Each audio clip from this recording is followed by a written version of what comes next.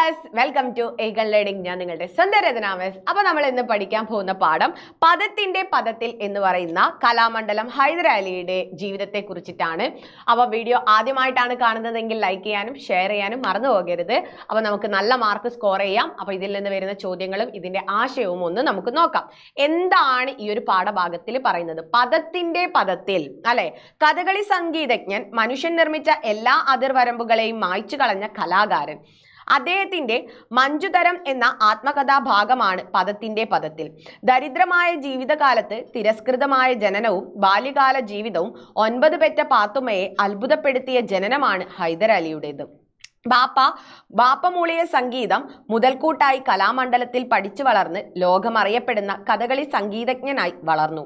അനേകം നിർഭാഗ്യങ്ങൾ ആ ജീവിതത്തെ തളർത്തി.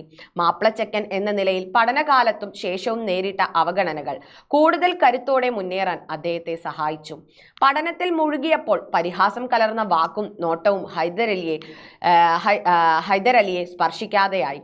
ജന്മസിദ്ധമായ കഴിവും സാധനയും ഇച്ഛാശക്തിയും കലാമണ്ഡലം ഹൈദർ അലിയെ അതുല്യ കലാകാരനാക്കി മാറ്റി. ഇങ്ങനെ ഒരു ഇൻട്രൊഡക്ഷൻ നിങ്ങൾ ഈ ഒരു പാഠഭാഗവുമായി ബന്ധപ്പെടുത്തിയിട്ട് പഠിച്ചു വെച്ചോളണം. കൂടുതൽ നമുക്ക് നോക്കാം. കഥകളി സംഗീതത്തിലെ കലാകാരൻ. തൃശൂർ ജില്ലയിലെ വടക്കാഞ്ചേരിക്കടുത്ത് ഓട്ടുപാറയിൽ ജനനം. പ്രാഥമിക വിദ്യാഭ്യാസത്തിനു ശേഷം കലാമണ്ഡലത്തിൽ ചേർന്ന് കഥകളി സംഗീതം അഭ്യസിച്ചു. കലാമണ്ഡലം നീലകണ്ഠൻ നമ്പീശനായിരുന്നു ഗുരു. ഓർത്താൽ വിസ്മയം, മഞ്ജുതരം എന്നിവയാണ് പ്രധാന രചനകൾ. അദ്ദേഹത്തിന്റെ കൃതികൾ ഇതൊക്കെയാണ്. മഞ്ജുതരം എന്ന ആത്മകഥയിലെ ഒരു ഭാഗമാണ് ഏത്? പദത്തിന്റെ പദത്തിൽ. അതായത് അദ്ദേഹത്തിന്റെ അങ്ങനെയാണ് കലയിലേക്ക് വന്നത് എന്നതിനെ കുറിച്ചിട്ടാണ് ഇതിൽ പറയുന്നത്. 9 പ്രസവിച്ച, ഇനി പ്രസവിക്കില്ല എന്ന് വിചാരിച്ച പാത്തുമ്മയെ അത്ഭുതപ്പെടുത്തിയ ജനനമാണ് ഹൈദർ അലിയുടേത്. നാട്ടുകാരുടെ പരിഹാസമേറ്റ് ആർക്കും ആവശ്യമില്ലാത്ത ജന്മമായി. വികൃത രൂപമായ ചെറുക്കൻ. എന്നാൽ ബാപ്പ സ്നേഹവാത്സല്യങ്ങളോടൊപ്പം തൻ്റെ പാട്ടും കൂടി മകനെ മടിയിലിരുത്തി പകർന്നു കൊടുത്തു. പാട്ടുകൊണ്ട് മകൻ പുലരുമെന്ന് ബാപ്പ മൊയ്തൂട്ടി കരുതിയിരിക്കാം.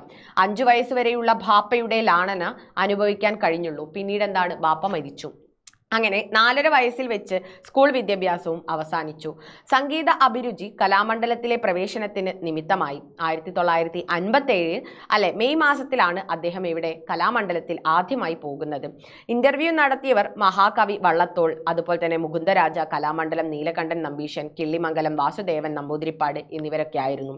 പാട്ട് പാടിച്ചു, ചില ചോദ്യങ്ങൾ ചോദിച്ചു. ഇന്റർവ്യൂ അത്ര തന്നെ.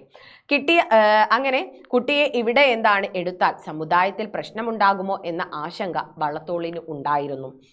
അങ്ങനെ എതിർപ്പുണ്ടാവില്ല എന്ന് ഹൈദരിന്റെ ജ്യേഷ്ഠൻ അറിയിച്ചു. കലാമണ്ഡലത്തിൽ തിരഞ്ഞെടുത്ത് കഴിഞ്ഞപ്പോൾ ചില പ്രശ്നങ്ങളൊക്കെ ഉണ്ടായിരുന്നു. അങ്ങനെ 2000 ഉറുപ്പികയുടെ ആൾജാമ്യം വേണം. പലരും ഒഴിഞ്ഞുമാറി. സംഗീതത്തോടും ഹൈദറിനോടും താല്പര്യമുണ്ടായിരുന്ന CP ആന്റണിയാണ് അദ്ദേഹത്തിന് വേണ്ടിയിട്ട് ജാമ്യം നിന്ന് ആ ഒരു പ്രശ്നം പരിഹരിച്ചത്.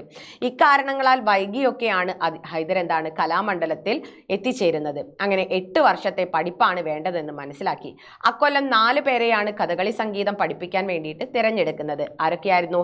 ശങ്കരൻ എമ്പ്രാന്തിരി, മാടമ്പി സുബ്രഹ്മണ്യൻ നമ്പൂതിരി, അതുപോലെ തന്നെ തിരൂർ നാരായണൻ നമ്പീശൻ, പിന്നെ നമ്മുടെ ഹൈദരും.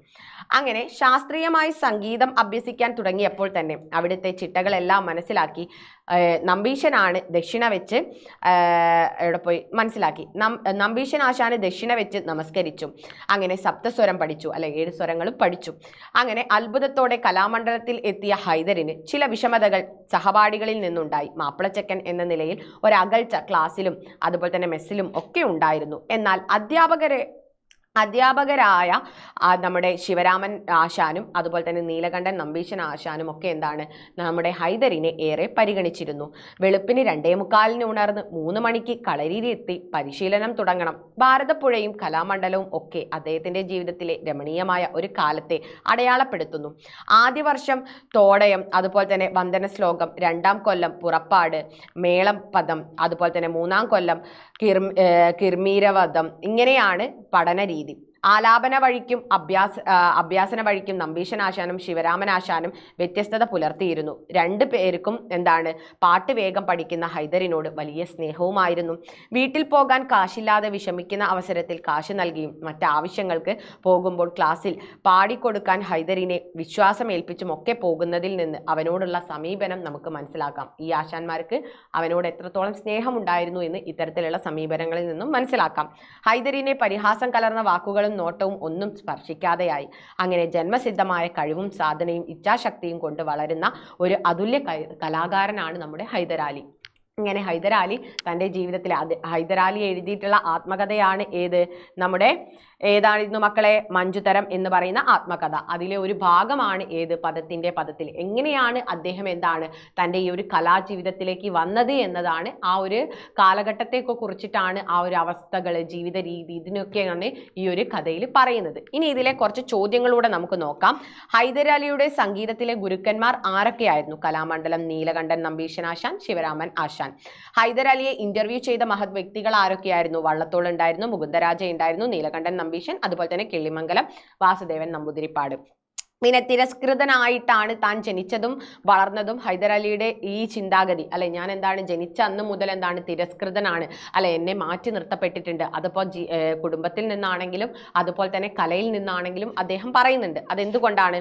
കലാമണ്ഡലം ഹൈദരാലിയുടെ ആത്മകഥയായിട്ടുള്ള പദത്തിന്റെ പദത്തിൽ എന്ന പാഠഭാഗത്തിൽ തൻ്റെ ജീവിത നിർഭാഗ്യങ്ങളെയും വേദനകളെയും കുറിച്ച് അദ്ദേഹം പറയുന്നുണ്ട്. അത് 9 പ്രസവിച്ച് ഇനി പ്രസവിക്കില്ല എന്ന് കരുതിയ ഉമ്മയെ പോലും അത്ഭുതപ്പെടുത്തിക്കൊണ്ടായിരുന്നു നമ്മുടെ ഹൈദരാലി, അല്ലെ, അവർക്ക് നാണക്കേട് ഉണ്ടാക്കിയിട്ടായിരുന്നു ജനനം. അങ്ങനെ അതും എന്താണ് വികൃത രൂപിയായിട്ടുള്ള ഒരു ചെക്കനായിരുന്നു. അത്ര കാണാൻ ഭംഗിയുണ്ടായിരുന്ന ഒരു ചെക്കനായിരുന്നില്ല. ആർക്കും ആവശ്യമില്ലാത്ത ജന്മമായിരുന്നു. നാട്ടുകാർക്ക് പറഞ്ഞു ചിരിക്കാൻ ഒരു പാഴ്ജന്മം. കലാമണ്ഡലത്തിലെ പഠനകാലത്തും മറ്റു കുട്ടികളിൽ നിന്നും നിരന്തരം വേദനിപ്പിക്കുന്ന അനുഭവങ്ങൾ അദ്ദേഹത്തിന് നേരിടേണ്ടി വന്നു. മാപ്പിളച്ചക്കൻ, പോരാത്തതിന് കുറുമ്പൻ, ഇതെല്ലാം ഐത്തത്തിന് കാരണമായി. അങ്ങനെ കുറുമ്പനല്ല കേട്ടോ, കറുമ്പനാണ്. അപ്പോൾ ഇതൊക്കെ എന്താണ് നമ്മുടെ ഈ ഒരു അദ്ദേഹത്തെ എല്ലാവരും മാറ്റി നിർത്താൻ എന്താണ് കാരണമായി. ക്ലാസ്സിലും മെസ്സിലും അതുപോലെ തന്നെ മറ്റു കുട്ടികളൊക്കെ എന്താണ് അദ്ദേഹത്തോടൊരു അകലം പാലിച്ചു, ഒരു വേർതിരിവ് കാണിച്ചു. ബാല്യത്തിൽ തന്നെ നേരിട്ട ഇത്തരം ജീവിതാനുഭവങ്ങളാണ് ഹൈദരാലിയെ എന്താണ് മികച്ചൊരു കലാകാരനാക്കി, അല്ലെ, ജീവിതത്തിൽ എല്ലാം എന്താണ് പോരാടാനുള്ളൊരു ധൈര്യം കൊടുത്തത് ബാല്യത്തിലെ ഇത്തരം തിരസ്കാരങ്ങളായിരുന്നു, ഇത്തരം ഒഴിവാക്കപ്പെടലായിരുന്നു എന്ന് അദ്ദേഹം ഓർക്കുന്നു. അടുത്തൊരു ചോദ്യമാണ്, 6 മാർക്കിന്റെ ഒരു ചോദ്യമാണ്. പരിഹാസം കലർന്ന വാക്കും നോക്കും എന്നെ സ്പർശിക്കാതെയായി. എന്താണ് പരിഹാസം കലർന്ന വാക്കും നോക്കും എന്നെ സ്പർശിക്കാതെയായി? കാരണം എന്താണ്?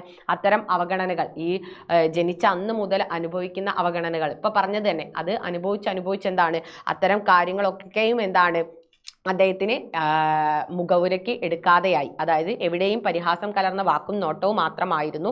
അങ്ങനെ പഠനകാര്യങ്ങളിലെ ശ്രദ്ധ, അങ്ങനെ അദ്ദേഹം എന്ത് ചെയ്തു, അതൊന്നും ശ്രദ്ധിക്കാതെ പഠനകാര്യങ്ങളിൽ ശ്രദ്ധിക്കാൻ തുടങ്ങിയതോടെ പാഠങ്ങൾ ഗ്രഹിക്കാനുള്ള കഴിവ്, അല്ലെ, കൂടുതൽ എന്താണ് പെട്ടെന്ന് സംഗീതങ്ങൾ പഠിക്കാനുള്ള കഴിവൊക്കെ എന്താണ് ഗുരുക്കന്മാർ തന്നെ സ്നേഹിക്കാൻ കാരണമായി. ആ സ്നേഹത്തിലും എന്താണ് ചുവട് പറ്റിയാണ് പിന്നീട് അദ്ദേഹം ജീവിതം പച്ചപിടിപ്പിച്ചത്. സംഗീതത്തോടുള്ള ഒടുങ്ങാത്ത ദാഹം, പ്രതിസന്ധികളെ തരണം ചെയ്യാനുള്ള ഇച്ഛാശക്തി ഹൈദരാലിക്ക് പ്രകടമായിട്ടുണ്ടായിരുന്നു. സംഗീത പാഠങ്ങൾ വേഗത്തിൽ സ്വായത്തമാക്കി സഹപാഠികൾക്ക് ചൊല്ലിക്കൊടുക്കുന്നത് ഹൈദരാലിയെ ഒരു ആത്മവിശ്വാസം ഉണ്ടാക്കി. തനിക്ക് എന്തൊക്കെയോ കഴിവുണ്ട് എന്ന് അദ്ദേഹം എന്താണ് ഇത്തരത്തിലുള്ള അദ്ദേഹത്തിന്റെ ഈ ഒരു ഇച്ഛാശക്തി കൊണ്ട്, അല്ലെ, അദ്ദേഹത്തിന്റെ ആ ഒരു പരിശീലനം കൊണ്ട് അദ്ദേഹം എന്താണ് മനസ്സിലാക്കി. അങ്ങനെ വർഷം 1 കഴിഞ്ഞപ്പോഴേക്കും പരിഹാസം കലർന്ന വാക്കും നോക്കും ഒന്നും എന്താണ് അദ്ദേഹത്തെ സ്പർശിക്കാതെയായി. ഇങ്ങനെ ജീവിതത്തിൽ എല്ലാത്തിനെയും തരണം ചെയ്ത് ജീവിച്ചപ്പോൾ ആ ജീവിതമാണ് അദ്ദേഹത്തിന് എന്താണ് ഇതിനെയൊക്കെ ഇല്ലാതാക്കാനുള്ള കരുത്ത് നൽകിയത്. ഇങ്ങനെ പറഞ്ഞുകൊണ്ടായിരിക്കണം എഴുതേണ്ടത്. ഇത്രയാണ് നമുക്ക് ഈ ഒരു പാഠഭാഗവുമായിട്ട് പഠിക്കാനുള്ളത്. അതൊന്ന് നിങ്ങൾ ആ ഒരു അദ്ദേഹത്തിന്റെ ജീവിതം ഒന്ന് മനസ്സിലാക്കി വെച്ചോളുക. ചിലപ്പോൾ താരതമ്യമൊക്കെ ചോദിക്കാം. അപ്പോൾ ഈ ഒരു കഥ നമുക്ക് എഴുതാൻ പറ്റണം. അപ്പോൾ ഇത്രയാണ് നമുക്ക് ഈ ഒരു വീഡിയോയിലുള്ളത്. വീഡിയോ ഇഷ്ടപ്പെട്ട് കഴിഞ്ഞാൽ ലൈക്ക് ചെയ്യാനും ഷെയർ ചെയ്യാനും മറക്കരുത്. മറ്റൊരു വീഡിയോയിൽ കാണാം. Bye bye guys.